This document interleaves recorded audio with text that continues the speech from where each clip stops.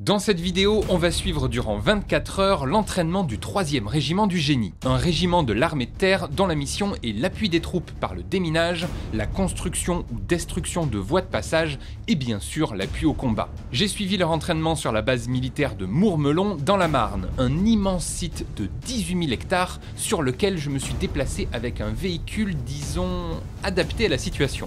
Le Griffon. Là, vous êtes dans un véhicule de configuration génie avec tous ces systèmes de rangement. Il a été conçu pour ranger tout le matériel dont nous avons à disposition. Vous avez ici un siège pour le chef tactique. Devant, vous aurez le pilote. À droite, vous aurez le radiotireur. Porte motorisée, très pratique. Ça fait la moitié de mon corps déjà, rien pour monter. Chaque fois, c'est une galère. Allez. Ah oui, la porte, elle se ferme automatiquement. Ouais, via moteur électrique. Oh, et puis ça rigole pas, ouais, faut pas mettre les doigts. Hein. Alors, je mets le casque en deux. C'est bon, je suis prêt. C'est que c'est quand même assez impressionnant hein, comme truc. Ça fait un peu cockpit d'avion quoi. Un peu ouais. Oh purée. Ben là on voit plus rien. Ah oui, heureusement qu'il y a les essuie-glaces quand même parce que sinon tu voyais plus rien. Oh purée. Ouais, franchit quand même bien quoi. Il faut bien connaître le gabarit du véhicule hein, quand même. Après ça passe partout. C'est pas les arbres qui vont faire peur non plus. C'est impressionnant là, quand même le terrain. Effectivement, faut pas avoir le mal des transports. Hein. Et des véhicules comme ça, il y en a combien en tout actuellement? Ouais. Dans l'armée de terre, j'ai pas le nombre exact, environ 1800 au total. Oh là là là là, non, mais là c'est n'importe quoi là. J'ai également pu voir les capacités de tir du Griffon avec un tir de fumigène. Ça, vous voyez en dessous, il y a une couronne. Et en fait, c'est fait pour à la fois l'autodéfense du véhicule quand c'est pour le désencerclement, s'il y a du fantassin qui se trouve près du véhicule, ou du fumigène si jamais on vient déceler par l'ennemi pour nous faire un rideau de fumigène et puis partir dans la foulée. Quoi. Ok, d'accord. Et là, c'est fumigène qu'on. Là, c'est de l'exercice du coup. Ça va faire, il y a un peu de fumigène, mais pas comme si c'était une réelle. Oui, c'est des trucs d'exercice évidemment, bien sûr. Donc c'est ça la commande de tir, quoi. Un joystick, quoi. Ouais, clairement, hein. Clairement. Hop. Ah oui, on voit ici. Vous aurez juste à appuyer dessus et après appuyer sur tir fumigène. C'est bon? C'est moi qui tire les fumigènes. Ah oui, d'accord. Voilà, on attend que ça enclenche et appuyer sur tir fumigène. Hop. Allez, c'est parti. Oh purée, ah oui, d'accord. Ah oui. Ah oui, oui, ça rigole pas. Et là, les 8 sont partis. D'accord, voilà, je m'attendais pas à ça. C'est de l'exercice. Ah ouais, mais quand même, hein, c'est impressionnant. Et comme ça crée un nappage de fumée. Comme ça, si on vient détecter en face que le système, via Scorpion, détecte qu'on se fait télémétrer par laser, en fait, on peut lancer les fumigènes et partir en étant caché par d'autres rideaux de fumée.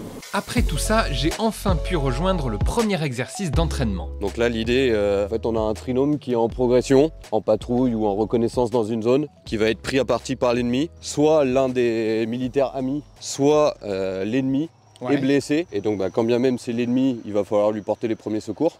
D'accord. Et donc du coup là c'est ce sur quoi sont évalués nos sapeurs, c'est justement cette réaction et vérifier qu'ils maîtrisent bien les gestes de premier secours. Donc c'est ce qu'on parle de secours au combat, qui est une formation typiquement militaire avec d'autres méthodes, parce que naturellement on ne va pas traiter une blessure de guerre de la même manière qu'une blessure dans le civil. Et puis il n'y a pas les mêmes infrastructures autour, il n'y a pas... Et les conditions de soins ne sont pas les mêmes non plus. Exactement. Et du coup on soigne aussi les ennemis, ça je savais pas. Tout à fait. Il y a très certainement de l'ennemi équipé d'AELI sur zone. Donc mission pour vous, pénétrer jusqu'au niveau des poteaux, tomber en garde face au sud, en mesure de renseigner sur toute activité ennemie. C'est des balles factices, donc ça fait juste du bruit quoi. C'est ça, en fait il y a juste dans les munitions, vous avez juste une quantité de poudre supérieure aux balles normales pour faire une détonation. Ouais. Et c'est pour ça qu'à l'extrémité des canons, vous voyez les bouchons jaunes. Donc il n'y a pas de projectile, c'est vraiment juste de la détonation pour s'habituer au bruit des combats. Là, il y a une personne qui va jouer un ennemi.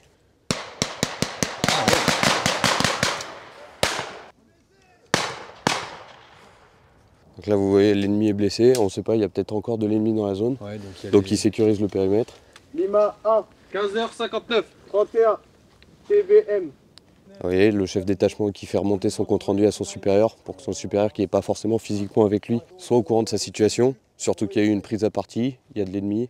Là, typiquement, donc, on a un ennemi qui a été blessé par balle. Donc la procédure combat, c'est tout de suite une pose de garrot. Là, vous avez vu, on a utilisé du faux sang pour simuler la blessure. Et c'est pour ça Oui, que... je précise, c'est du faux sang. Hein. Tout à fait, c'est bien du faux sang, c'est du sang d'exercice. On a d'abord tout militaire qui est capable d'apporter les premiers soins avant d'être évacué vers notre service de santé. Oui, c'est ça, parce que c'était ma question suivante. Qu'est-ce qu'ils font après avec le blessé, quoi? Là ensuite, donc, le chef de détachement a sorti son carnet et a envoyé un message. Et c'est ce message donne toutes les informations, le nombre de blessés, le type de blessure, la gravité, etc. Et les besoins qu'il va y avoir pour ce qu'on appelle une EVASAN, donc une évacuation sanitaire. L'idée du travail à l'armée, c'est ce qu'on appelle le drill, donc le travail par la répétition. Et en fait, l'idée, c'est que ces savoir-faire deviennent mécaniques, sans avoir besoin de réfléchir. On a un personnel ennemi qui s'est retranché dans le hameau. On vous demande d'aller reconnaître les bâtiments et de détruire l'ennemi qui reste. Votre véhicule ici, appuie sous blindage et en avant. Donc là, vous voyez, en fait, pour s'approcher du village, du coup, les personnels vont progresser derrière le blindé, protéger le plus longtemps possible, et ensuite, ils vont se déployer pour pouvoir s'emparer de la maison. Allez, débordez! Allez, déborde! Allez, allez, allez! Stop! Parti!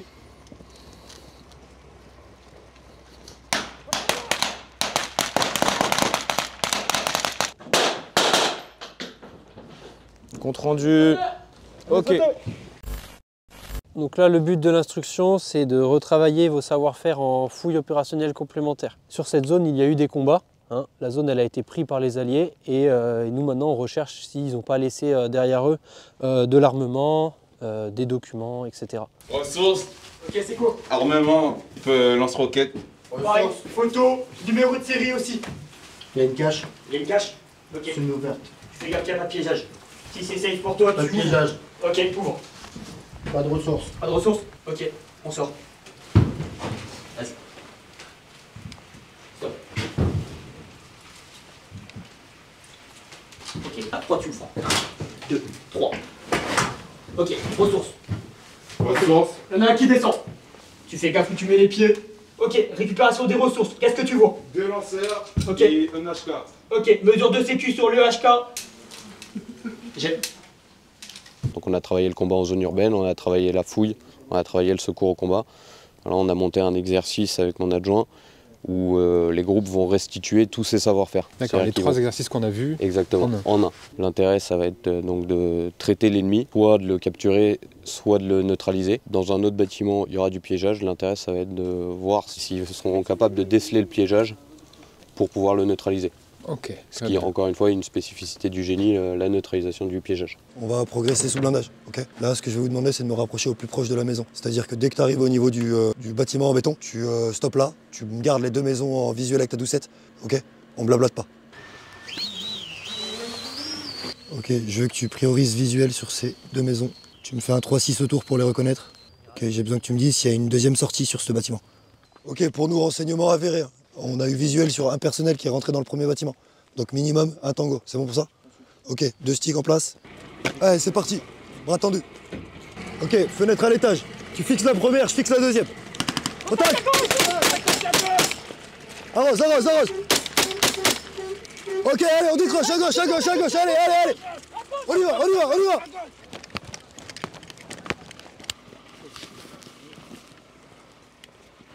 Un, 2, 3, jet. 1, 2, 3, 4. En avant, en avant. Ok, gèle le couloir, gèle le couloir. Rentre, on rentre, on rentre, on rentre. Tu gèles la première pièce. Renate, sors, sors, sors. Ok, on y va, on y va. 1, 2, 3, go. Allez, ça rentre, ça rentre, ça rentre, ça rentre. Allez, ressources, ressources. Même si c'est des balles à blanc, ça me fait bizarre. Ok, ça rentre. Allez, on progresse. À 73. 73. À 73, actuellement, j'ai pris possession du premier bâtiment. Pas de piège décelé ni détecté pour l'instant. En mesure de prendre pied sur le deuxième bâtiment avant d'attaquer les fouilles. Un ennemi traité sur zone. Allez, go. les gars, en avant. Pour toi, tu me fais un passage photo dessus. Allez, en avant. Pour l'instant, pour toi, tu restes en surveillance sur face midi, plus le bosquet.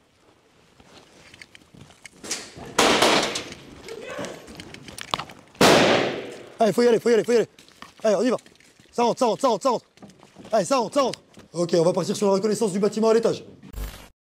Combien de temps ça fait que vous êtes dans l'armée? Alors moi, je me suis incorporé en septembre 2015. Ouais. Donc ça a été suite aux attentats de Charlie Hebdo. Ok. Donc ça a été un élément déclencheur. Donc j'étais sur mon BTS. J'ai eu le temps de finir mon BTS et puis à l'issue, je me suis incorporé du coup. Et qu'est-ce qui vous plaît là-dedans? La cohésion, l'esprit d'équipe, le fait qu'on soit dans le génie, c'est hyper polyvalent. Que ce soit du fantassinade, donc de l'infanterie purement dit, avec du combat comme vous pouvez le voir là. Ouais. Et on a aussi un aspect un peu plus spécifique sur de la recherche, la détection de munitions qui peuvent être explosives ou non. La sauvegarde et protection également, on construit des agglos, on fait des postes de surveillance ou de garde. Donc on n'a jamais 2 fois la même mission. Vous êtes envoyé aux 4 coins du monde? Tout à fait. Bah, moi, j'ai deux opérations Barkhane à mon actif pour l'instant. Ok. Et Donc en Afrique, j'ai 2 Guyanes également. Et 2 Guyanes, ok. Bah, c'est de l'entraînement. Ouais. Donc on est là pour perfectionner nos savoir-faire. Ok. Ça sera jamais parfait, surtout dans un combat en zone urbaine. Il faut y aller. Il faut driller ou refaire en permanence pour que les acquis soient bien ancrés et que ça devienne des automatismes. Et là, ils étaient bons ou pas? Le groupe? On peut toujours mieux faire. Ouais, ok, d'accord. À la nuit tombée, direction un nouvel entraînement, et là aussi le trajet se fait en griffon, mais cette fois-ci en vision nocturne. Pour pouvoir travailler de nuit et pouvoir conduire de nuit en toute discrétion, sans que l'ennemi puisse nous voir, on a ce qui s'appelle les Onyx. Donc c'est des appareils qui nous permettent de voir la nuit. En fait, c'est un amplificateur de lumière. Ouais, vision nocturne, voilà. etc. Et c'est ce qui nous permet de voir en vert comme dans les films. Voilà. Tout à fait, d'espionnage qu'on voit. Donc du coup, c'est ce qu'on a. Et du coup, vous n'êtes même pas obligé de mettre les phares, quoi. Ah non, en fait, on éteint tout. L'extérieur, on verra rien. Ah ouais. Les seuls qui pourront nous voir, ça sera ceux qui auront des Onyx. Ah ouais, c'est lourd hein, avec tout du coup. Après, ouais, ça travaille un peu sur la nuque quand on n'a pas l'habitude. Donc là, on va faire un test. On va éteindre les lumières et on va l'allumer. Ok. Normalement, ça s'allume. Oh waouh. Voilà. En fait, il y a un zoom, j'ai l'impression. C'est ça, en fait, ça joue un peu sur l'effet de profondeur. Ça, on voit vachement bien. En gros, on peut voir une cigarette à, sans dire de conneries, 200 ou 300 mètres. Ok. Un mec qui fume, on voit le mégot de cigarette, quoi. J'aimerais beaucoup vous partager ce que je vois, mais je crois que c'est pas possible. J'ai aucune idée de ce que je fais. Du coup là, on est sur une formation d'adaptation à l'engin blindé du génie, qui a la particularité du coup d'avoir une lame qui va venir pouvoir pousser de la terre pour aménager des obstacles, et également un bras mécanisé là que vous pourrez voir après, qui permet de creuser différentes tranchées ou différents obstacles. Donc ils ont de la chance, ils ont une belle météo. Ouais. Mais en fait c'est une sorte de char avec un tractopelle devant quoi. C'est vraiment un engin qui a vocation à aller au contact, à être devant et à être en mesure d'appuyer au plus près l'infanterie ou la cavalerie. Ok, et donc ça sert à faire des tranchées, faire des... Ça peut servir à faire des obstacles, donc des tranchées, ou alors à creuser des fossés anti-chars, ou alors des embossements, des endroits où on va pouvoir venir mettre des véhicules amis pour qu'ils soient camouflés. Et ça peut aussi servir à faire du bréchage, donc à venir pousser les obstacles de l'ennemi, à venir par exemple combler des fossés anti-chars ennemis pour pouvoir franchir et faire avancer les amis. Ils creusent un fossé anti-char là. Donc d'un côté, il y a un EBG qui creuse une crevasse, et de l'autre côté, il y a un autre véhicule qui va pousser la terre pour faire en gros un gros trou et derrière une butte. Ce qui fait que un char ne pourrait pas passer à ce niveau-là. C'est impressionnant ce truc, je suis vraiment pas loin, peut-être un peu trop près. L'armée c'est aussi la nuit hein.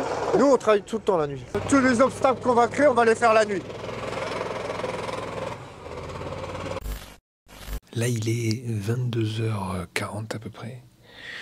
Et je vais me coucher. Ma nuit va être de courte durée parce qu'en fait, je me réveille à 4h du matin. Voilà, parce qu'il y a un exercice demain matin. Enfin, demain matin dans la nuit. Donc, on va découvrir ça. Actuellement, avec mon groupe, on est sur une mission d'infiltration. De prendre du renseignement sur l'ennemi qui est basé dans un village, une zone qui est à 3 km à vol d'oiseau. Ensuite, il y a un autre groupe qui vont prendre d'assaut le village et nous on sera du coup sur une base d'appui. Vous allez monter avec moi dans ce véhicule, le VAB, véhicule de l'avant blindé. C'est pour ça qu'il y a casque obligatoire parce que vous verrez à l'intérieur, on est assez proche. J'ai hâte de voir. Effectivement, c'est la version précédente du Griffon, hein. Ça se sent. Vous imaginez avec le matériel de plus qu'on a et les 6 personnes derrière. Et les 6 personnes aussi, oui. Ouais, ça fait pour beaucoup. Ça, là, Et sur des kilomètres, hein, je suppose, parce que là on va faire oui, le trajet va être très court, mais normalement, il peut être beaucoup plus long. Et surtout, on vit dedans. C'est-à-dire pendant une semaine, c'est notre maison. Globalement, oui. Moi, je dors dedans. Vous dormez dedans aussi?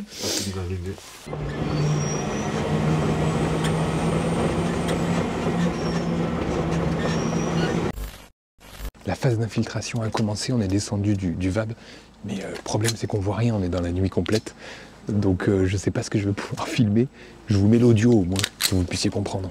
coup, je vais vous demander, au possible pour qu'on travaille correctement, de faire le moins de bruit possible. Tout à fait. J'ai réussi à glisser une GoPro dans mes lunettes à vision nocturne pour vous montrer un peu à quoi ça ressemble. Alors, c'est pas ouf, mais c'est le mieux que j'ai pu faire. Le groupe longe la forêt dans l'obscurité totale jusqu'à être assez proche de la cible pour l'observer et informer l'autre équipe, celle qui va donner l'assaut.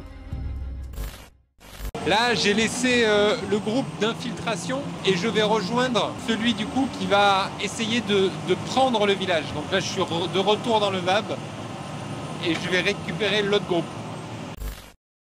Moi là aujourd'hui ma mission c'est de m'emparer du village à l'aide de mon groupe et à l'aide du groupe 72 qui a pris du renseignement et qui nous appuie. Ils vous ont donné les infos? Combien de personnes il y a sur place, s'il y a des véhicules ou non, s'ils sont armés ou non. Et là vous êtes combien pour prendre le village? Là on est un groupe de 7. Ok, d'accord. Et vous avez dormi dehors cette nuit, c'est ça? Oui, c'est ça. Oui, d'accord. Donc en plus il y a la fatigue, il y a beaucoup de choses qui rentrent en jeu. Qui rentrent en compte. Ouais. Ok, d'après le renseignement, il y a une équipe sur place. Itinéraire, par la piste, formation sur une colonne. 3 mètres entre les Pax, 5 mètres entre les trinômes. Gardez bien la distance entre vous. Ça y est, on arrive au village à prendre. On va partir sur une colonne. Alpha en tête, c'est qu'à la droite. Vous vous décalez à gauche. Tu jettes un œil dès qu'on est en place. À l'assaut. Ça y est, ils ont eu l'ordre, il faut attaquer le village. C'est parti.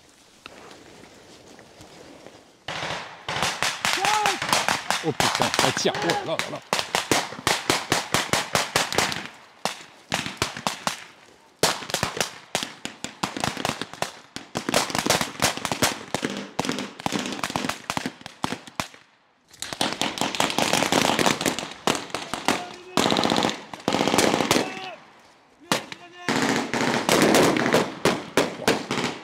Je sais que c'est des balles à blanc, mais ça fait quand même très très peur. Hein. On peut voyez la grenade. J'aurais peut-être dû... Grenade. Oh là là. J'aurais dû prendre mon brassard presse. Pour tous les 70, on s'est emparé du village. Y a pas de blessés. Retour véhicule sur village objectif. Ça y est, la manip est terminée. Ils ont pris le village. Maintenant, du coup, le génie va s'occuper de la fouille. C'est-à-dire à la fois trouver s'il y a des caches d'explosifs, d'armes, etc., des mines également. Et ils vont du coup s'occuper de fouiller tous les bâtiments. C'est aussi des conditions assez dures parce que vous avez dormi dehors. Dehors, on a dormi dehors, oui. Tout le groupe.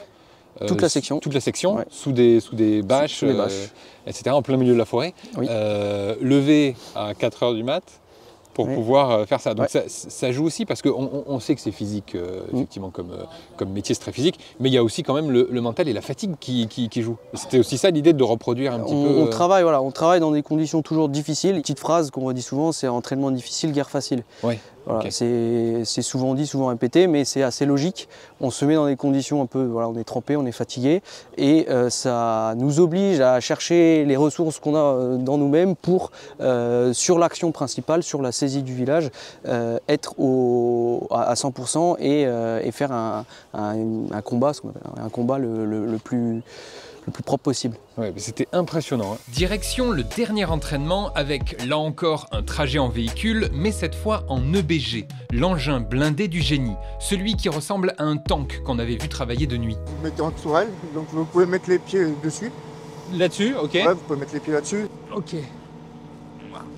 On va prendre un peu On va prendre de la flotte. Ah oui, voilà. Parce que moi je reste à l'extérieur en fait. Là, vous allez rester avec ça. Ok. Et après je mets le casque. Okay, le casque. Eh ben, c'est nickel. On est parti. Oh là là.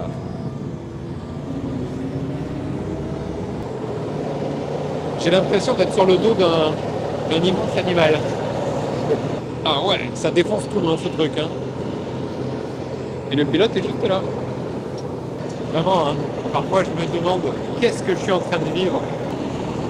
Aïe aïe aïe, on va prendre le gros trou.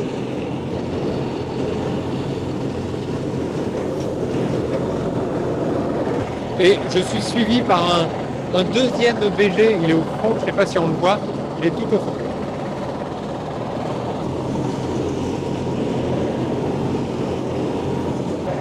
Oh, ça bouge de partout.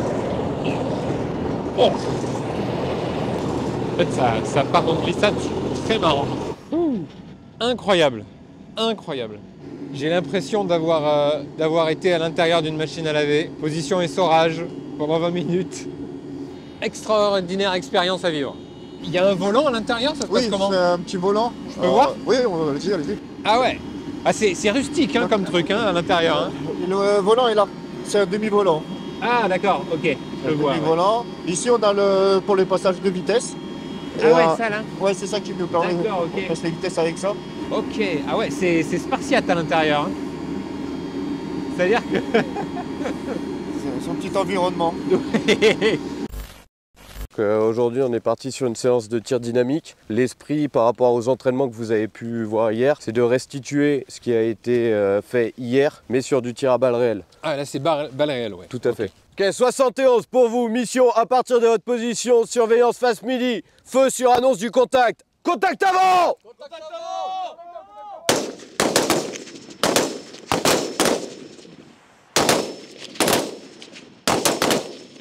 Alpha, on va faire un pont de 20 mètres en avant sur un rampe. Allez, bravo, intensification du feu.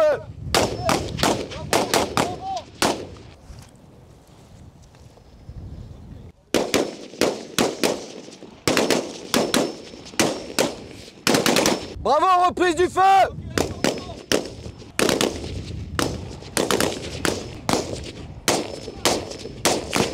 Contact avant.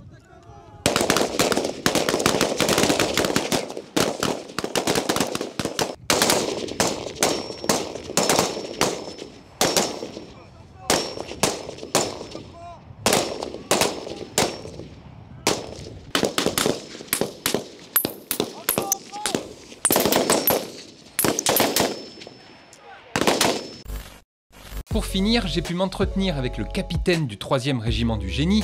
Malheureusement, après 24 heures sous la pluie, mon micro a fini par mourir. Je n'ai donc que l'audio du capitaine. Déjà, la finalité des sections que vous avez vues là, tout au long de ces 24 heures, en fait, c'est finalement d'être engagé sur des opérations difficiles, potentiellement face à un ennemi difficile et face aussi dans un environnement difficile. Ça veut dire quoi? Ça veut dire qu'effectivement, il faut qu'il y ait un esprit de corps, il faut aussi qu'il y ait aussi des automatismes et une fine connaissance du camarade que l'on a à côté de soi. Là, vous l'avez vu, d'accord, la finalité, c'est bien potentiellement d'ouvrir le feu.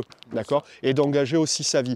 Donc c'est pour ça qu'effectivement il y a un esprit qui est très fort et une fine connaissance des soldats. Il y a autre chose aussi qui tend un petit peu à forger cet esprit-là, c'est les manières aussi dans laquelle on s'exerce. Là vous avez vu là ces dernières 24 heures, on a travaillé dans des conditions particulièrement rustiques, oui. D'accord. Il a plu tout le temps et puis vous avez effectivement vous avez été témoin d'unités qui dorment dehors, oui. Voilà.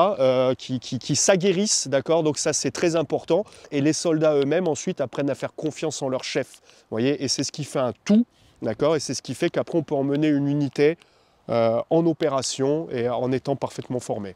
Parfait. Voilà. Merci beaucoup vraiment de m'avoir accueilli ici, j'ai pu découvrir tellement de choses. Ouais. C'était fou, j'aurais jamais cru que je ferais tout ça. C'était un plaisir de vous avoir. C'est la fin de cette vidéo, si elle vous a plu, n'hésitez pas à la liker, à la partager, abonnez-vous à cette chaîne, c'est important, et moi je vous donne rendez-vous d'ici 2 semaines je pense, un prochain dimanche de 10 h. Voilà, je vais me mettre au sec. Salut.